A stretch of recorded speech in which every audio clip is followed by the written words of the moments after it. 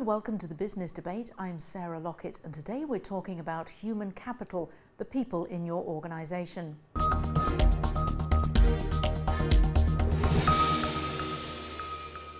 Posting employees to work abroad is a strategic decision which has cost, planning and other implications, and which must add value both to an organisation as a whole and to the individuals involved. The relocation process has to be managed. There are tax, social security and immigration rules to be complied with. Well, to discuss this, I'm joined in the studio by Alan Bentley, Managing Director of IPM Global Mobility.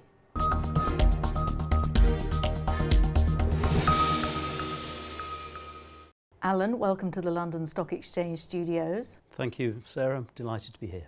Now, if we start with a basic question, why do organisations post people abroad rather than recruit locally? There are a few reasons.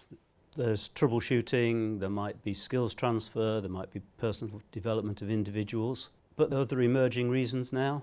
There's a global shortage of talent, so people are hiring people across borders, and also the millennials want to have the international experience. And if you as a company can't give them that, they'll move somewhere else.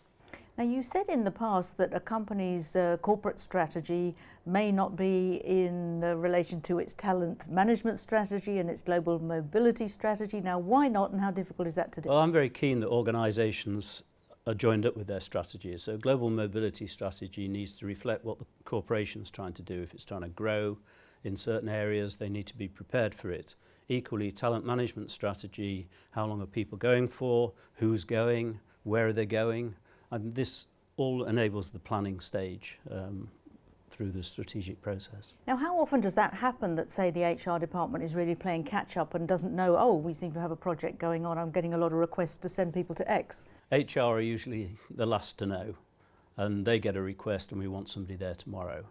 That's not possible normally, but that's the pressure that the HR teams are put in under, and then they put us under the same pressure. And you've given a hint of it there. How complicated is it to send someone to work abroad? It's quite complicated. It is a process at the end of the day, but there's a lot of complicated technical knowledge required in the process. We would always start by examining the immigration status, because the family or the employee cannot go to another country. For technical reasons, you wouldn't send a same-sex couple, for example, to some countries. We need to establish right at the outset whether there's possibility of getting the immigration through. And there's a cost if these things are not got right, isn't there? If tax isn't got right. Yeah, and on top of the immigration, you then move on to tax and social security at home and host country. If you don't get these things right, there's an enormous cost, potentially. Well, immigration authorities don't let your employee into the country. Tax authorities realise you're not paying the right tax and social security in the right country, and they will come and review and audit what you're doing.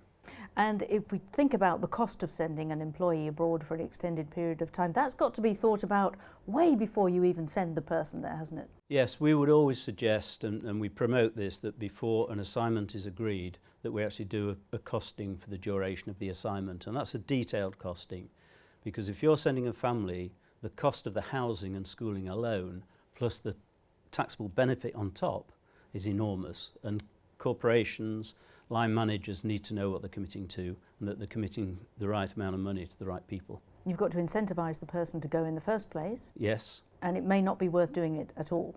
No, and packages have changed. Years ago, go on an expat package and you came back wealthy. That's no longer the case. It's true, isn't it, that most of these relocations fail because the family doesn't settle, and how do you help with that? That's very important and very close to my heart. The family are moving out of their home environment, their home country environment, and they're going to a new location. They have got to be fully prepared. They've got to be able to adapt to the new culture. They need to know where to go to the doctor, the dentist, the supermarket. And it's very important that they get a lot of support locally. Otherwise, the family will be unhappy, the employee won't perform, and they'll want to come home, and you've wasted a lot of money.